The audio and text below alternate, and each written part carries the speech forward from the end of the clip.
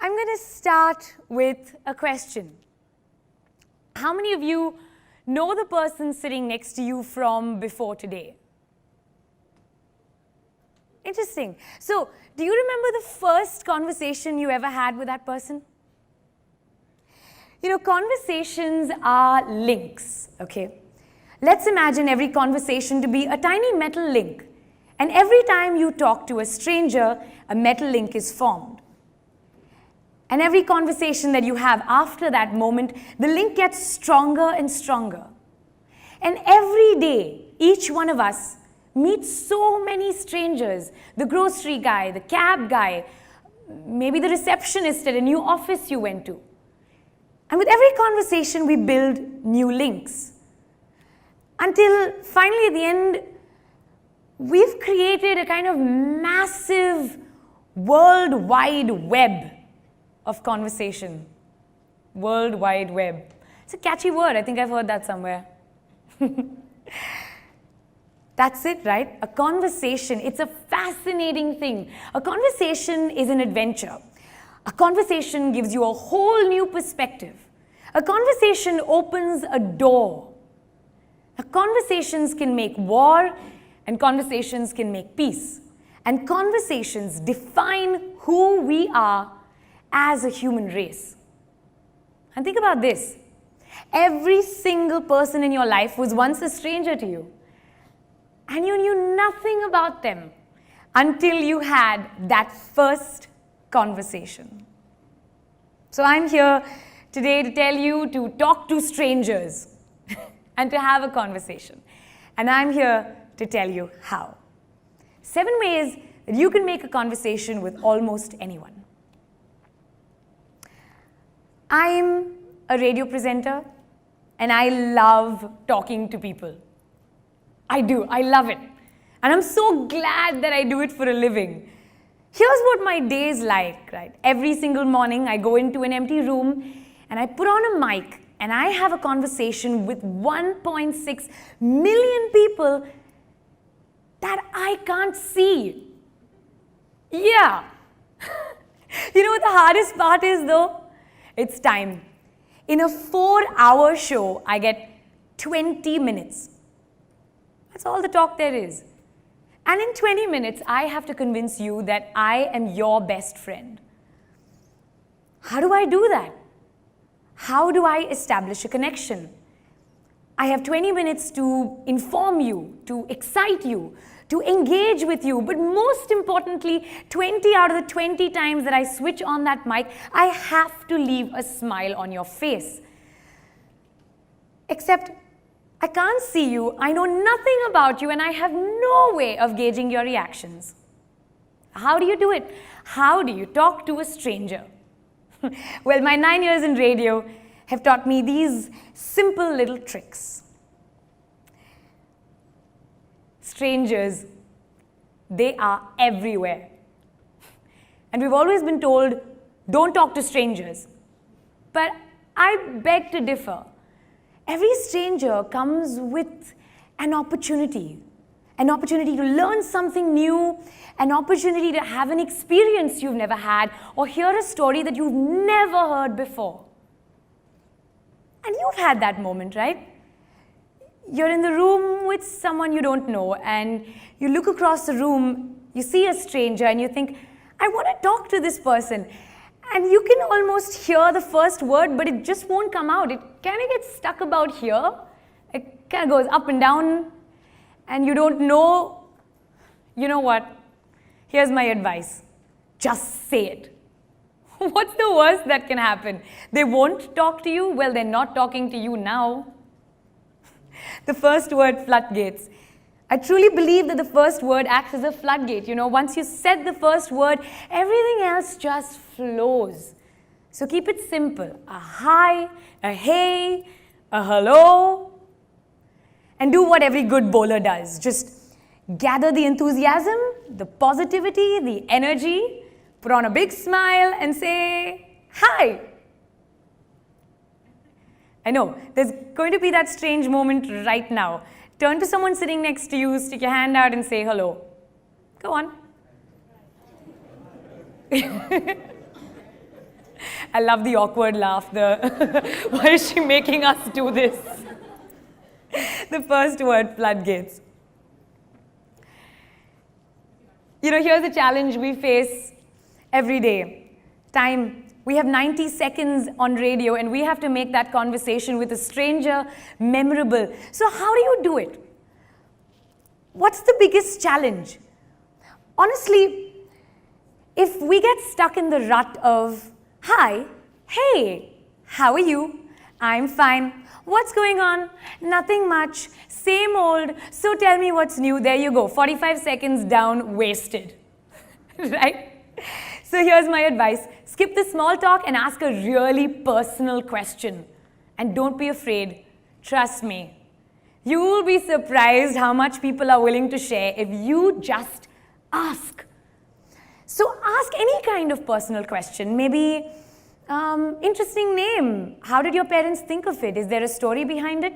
Or how long have you lived in this city? And do you remember the first day you landed here?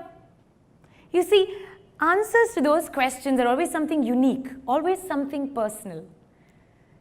My favorite one to try is, where do you come from and where does your family live? Unfailingly, every single time I sit in a cab, I do this. I ask that question. Where do you come from and where does your family live? Let me tell you a little story. I was coming home one night and I get into this taxi, open the door, sit down, I say, where are you from? Where does your family live? And the 60-year-old Pakistani cab driver goes on to tell me all about his life in Peshawar. We talk about politics, we talk about music, family, his wife, his farm. And 20 minutes later, he is convinced that I am the perfect bride for his 26-year-old college-educated son from Peshawar.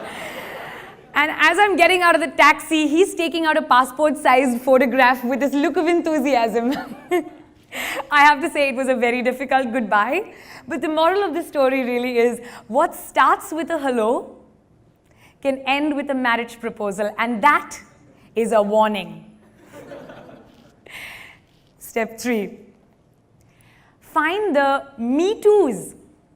Have you ever met someone who starts a conversation like they're starting a debate? I'm from Delhi. I hate Delhi. Yeah, nothing kills a conversation like a negative. When you meet someone for the first time, make an effort to find the one thing that you and that other person might have in common. When you start at that point and then move outward from there, you will find that all of a sudden the conversation becomes a lot easier. And that's because the both of you are suddenly on the same side of something. And that's a really powerful feeling. Now, what could you possibly have in common with a stranger, you ask? It could be anything, right? You're both in the same place at the same time. Maybe you're from the same country. Maybe you both like the winter, or you're longing for it to rain. I don't know, you'll find something.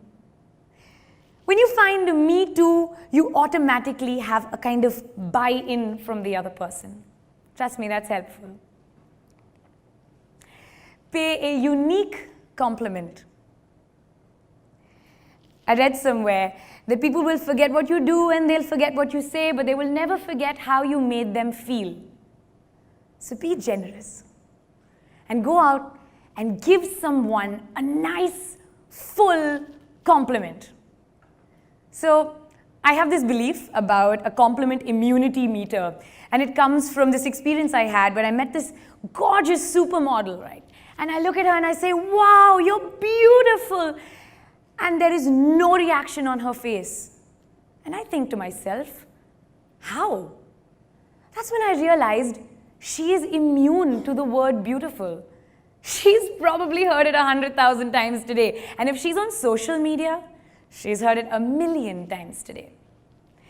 There are some words that each of us have developed an immunity to. It could be nice, it could be awesome, it could be cool.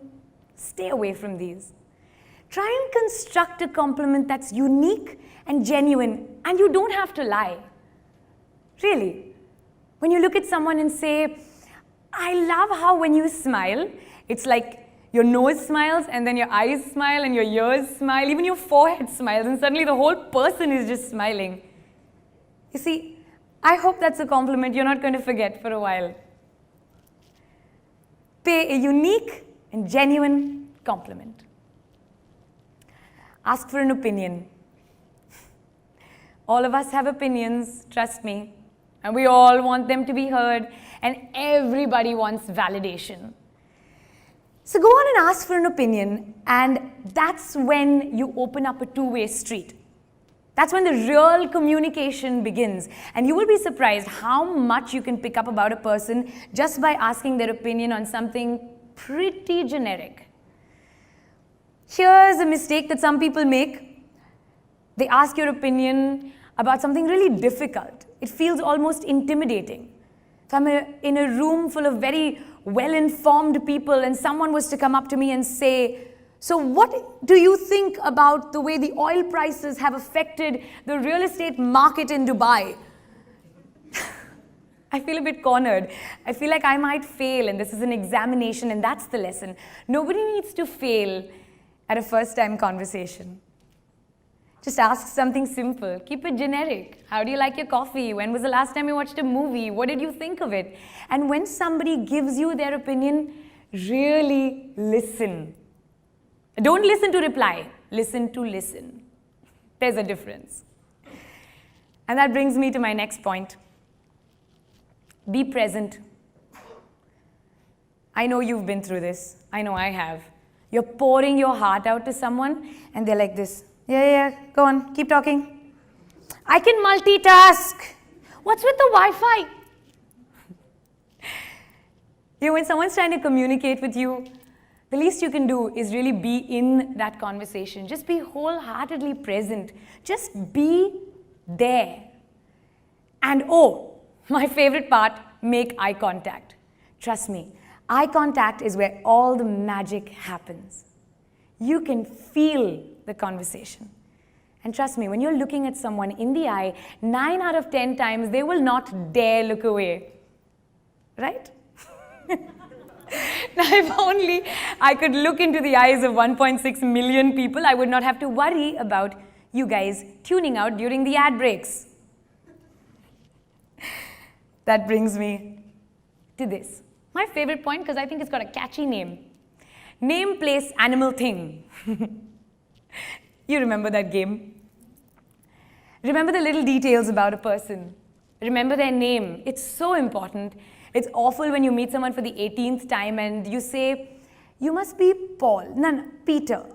Something with a P and it ends with... It's terrible.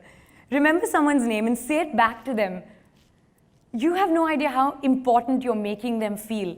And that's not the only detail. Remember all the other details as well. The places they like to go to, the places they've been to, the places they want to go to, their pets' names, how their pets been feeling lately, the things they like. Remember their children's names. That's such a winner. And remember their wives' names and their girlfriends' names. Just don't mix up the last two because that could be disastrous. Remember these little things about people and repeat it back to them. Ask, be genuinely interested, and automatically you kind of become an investor in their well-being, so they feel responsible to you to keep that conversation going. So there we go. 7 amazing ways that you can make conversation with anyone, and 7 reasons why you should use the break that's going to come up to talk to a stranger that you don't know. I'm going to end with this analogy. A conversation is like reading a book. You can turn to any page you want. You can flip to your favorite chapter. You can read as long as you want, and you can read what you want. And every person, trust me, is a really good book. And it saddens me so much that entire human lives are being boiled down to 140 characters and catchy headlines, because that's not what we are. We are not abridged versions. We are entire human stories. We deserve more from each other. So what are you going to do in this big world that we call the library? Are we going to walk around and look at the hardbound copies and read the titles? Or are you going to actually reach for a book, open a page, and start reading a story. You decide. Thank you.